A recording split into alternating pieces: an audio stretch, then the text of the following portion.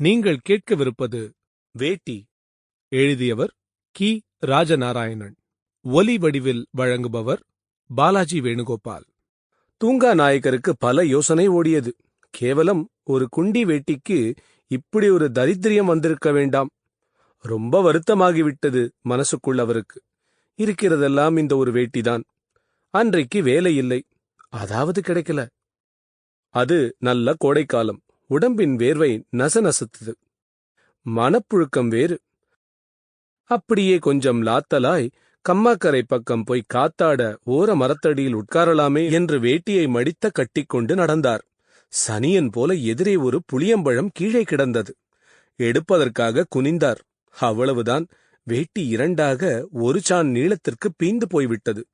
கிழிந்தாலும் தைத்துக் கொள்ளலாமே. பீந்தல்லவா போய்விட்டது. தெரியாமலா நாணப்ப நாயக்கர் அப்படி செய்யறார்? அவர் ஒன்னும் பைத்தார மனுஷன் இல்ல, நல்ல வசதியானவர்.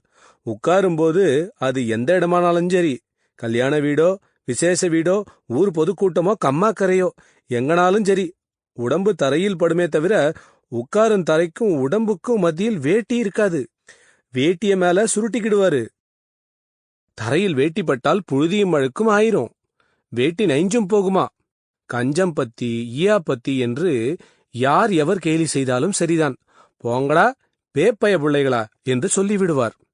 அவர் குனியும் போது வெட்கப்படாமல் வேட்டியை மடித்து கட்டியிருந்தால் மேலே தூக்கிவிட்டுக் கொள்வார்.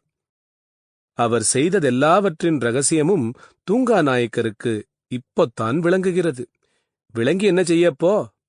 தூங்கா நாயக்கர் ஒரு அரசியல்வாதி இல்லை. ஆனா Sample complete. Ready to continue?